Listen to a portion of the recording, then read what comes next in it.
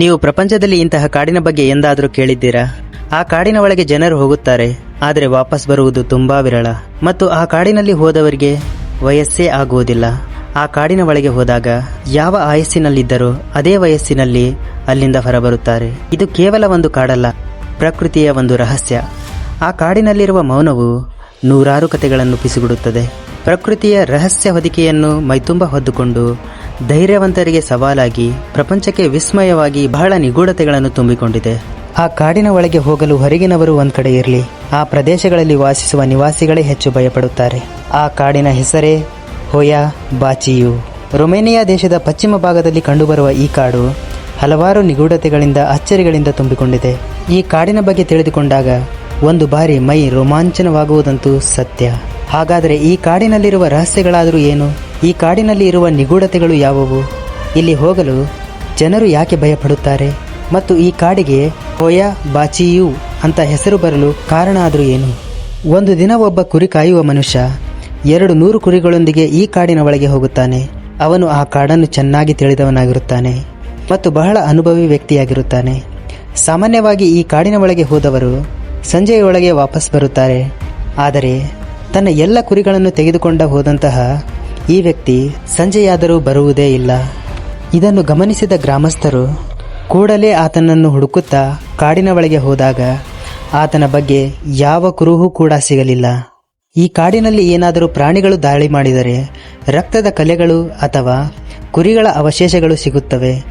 ಆದರೆ ಇಲ್ಲಿ ಒಂದೇ ಒಂದು ಕುರಿಯೂ ಕೂಡ ಪತ್ತೆಯಾಗಲಿಲ್ಲ. ಆತನ ಉಡುಪು ಅಥವಾ ಆತ ಬಳಸುತ್ತಿದ್ದ ಸಾಮಗ್ರಿಗಳು ಎಲ್ಲಿಯೂ ಸಿಗಲಿಲ್ಲ. ಅಷ್ಟು ದೊಡ್ಡ ಸಂಖ್ಯೆಯ 200 ಕುರಿಗಳು ದಟ್ಟವಾದ ಕಾಡಿನಲ್ಲಿ ಸದ್ದಿಲ್ಲದೆ ಮಾಯವಾದದ್ದು ಎಲ್ಲರನ್ನೂ ಬೆಚ್ಚಿ ಬೀಳಿಸಿತು. ಅವನು ಎಲ್ಲಿ ಹೋದನು, ಏನಾದನು ಯಾರಿಗೂ ಗೊತ್ತಾಗಲಿಲ್ಲ. ಈ ಘಟನೆ ಆದ ಮೇಲೆ ಇದು ಎಲ್ಲರಿಗೂ ನೆನಪುಳಿಯಲಿ ಎಂದು ಅಂದೇ ಈ ಕಾಡಿಗೆ ಹೋಯಾ ಬಾಚಿಯು ಎಂದು ಹೆಸರಾಯಿತು.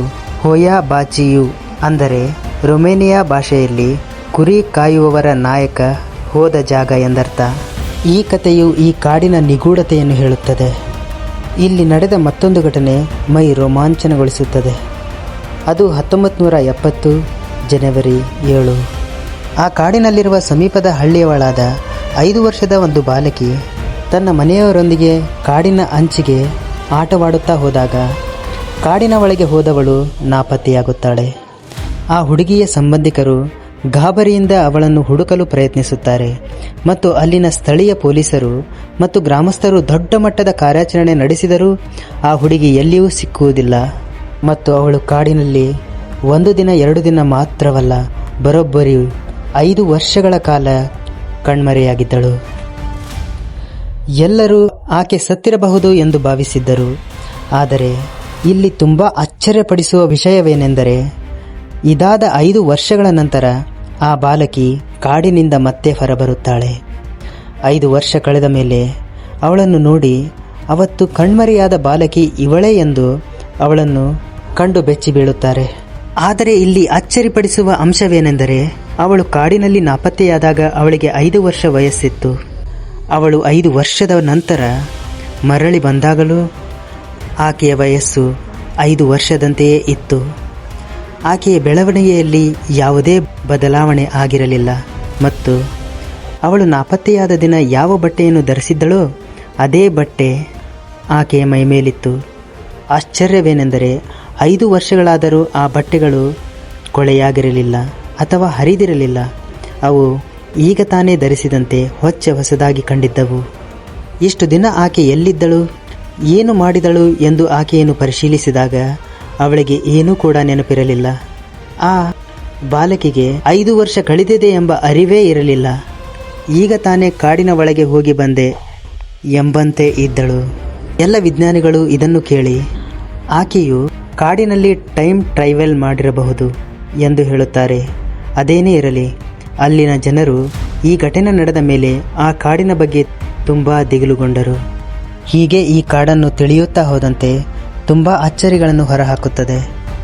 ಈ ಕಾಡಿನಲ್ಲಿರುವ ಇನ್ನೊಂದು ಪ್ರಮುಖವಾದ ವಿಷಯವೇನೆಂದರೆ ಅದು ಮೃತಿ ವಲಯ. ಈ ಕಾಡಿನ ಮಧ್ಯಭಾಗದಲ್ಲಿ ಅಚ್ಚುಕಟ್ಟಾದ ವೃತ್ತಾಕಾರದ ಒಂದು ದೊಡ್ಡ ಬಯಲು ಪ್ರದೇಶವಿದೆ. ಅಲ್ಲಿ ದಶಕಗಳಿಂದ ಯಾವುದೇ ಗಿಡ ಮರಗಳಿಲ್ಲ. ಹಲವಾರು ವಿಜ್ಞಾನಿಗಳು ಮಣ್ಣಿನ ಪರೀಕ್ಷೆ ನಡೆಸಿದರೂ ಆ ಜಾಗದಲ್ಲಿ ಗಿಡಗಳು ಬೆಳೆಯದಿರಲು ಯಾವುದೇ ವೈಜ್ಞಾನಿಕ ಕಾರಣ ಸಿಕ್ಕಿಲ್ಲ. ಅನೇಕರು ಇದನ್ನು ಪರಲೋಕದ ದ್ವಾರ ಅಥವಾ ಆತ್ಮಗಳು ಸೇರುವ ಜಾಗ ಎಂದು ನಂಬುತ್ತಾರೆ.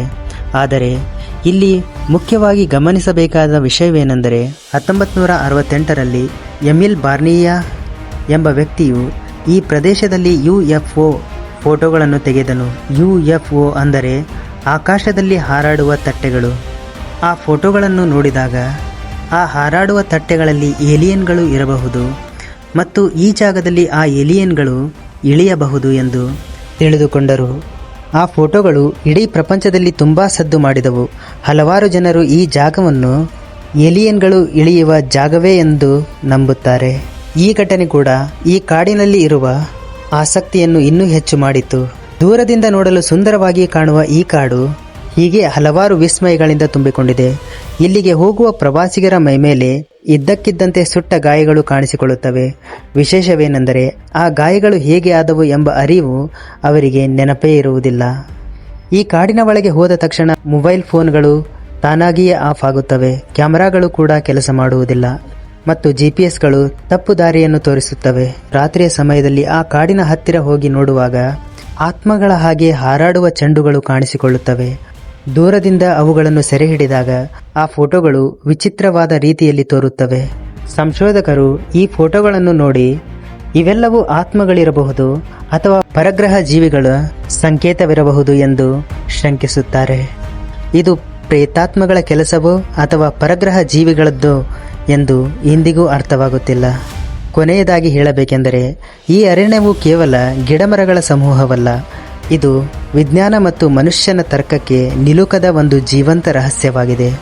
ಇಲ್ಲಿ ನಡೆದ ಪ್ರತಿಯೊಂದು ಘಟನೆ, ವಿಷಯಗಳು ಮತ್ತು ಅನುಭವಗಳು ಇವೆಲ್ಲವನ್ನು ನೋಡಿದಾಗ ನಮಗೆ ಕಾಡುವ ಪ್ರಶ್ನೆ ಏನೆಂದರೆ, ನಾವು ವಾಸಿಸುತ್ತಿರುವ ಈ ಪ್ರಪಂಚದ ಆಚೆಗೂ ಬೇರೊಂದು ಜಗತ್ತಿದೆಯೇ ಅಥವಾ ಈ ಭೂಮಿಯ ಮೇಲೆ ನಾವು ಇನ್ನೂ ತಿಳಿಯದ ಶಕ್ತಿಗಳು ಅಡಗಿವೆಯೇ ಎಂಬ ಸಂಶಯಗಳನ್ನು ಹುಟ್ಟುಹಾಕುತ್ತದೆ. ಕೆಲವು ಜನರು ಇದನ್ನು ದೆವ್ವಗಳ ತಾಣ ಎಂದರೆ, ಇನ್ನೂ ಕೆಲವರು ಇದನ್ನು ಬೇರೆ ಗ್ರಹದ ಜೀವಿಗಳ ವಾಸಸ್ಥಾನ ಎನ್ನುತ್ತಾರೆ. ಅದೇನೇ ಇರಲಿ, ಇನ್ನೂ ಹಲವಾರು ವಿಷಯಗಳನ್ನು ತುಂಬಿಕೊಂಡಿರುವ ಈ ಕಾಡು ನಿಗೂಢ ವಿಷಯಗಳಿಂದ ಇಡೀ ಜಗತ್ತಿನ ಗಮನ ಸೆಳೆದಿದೆ.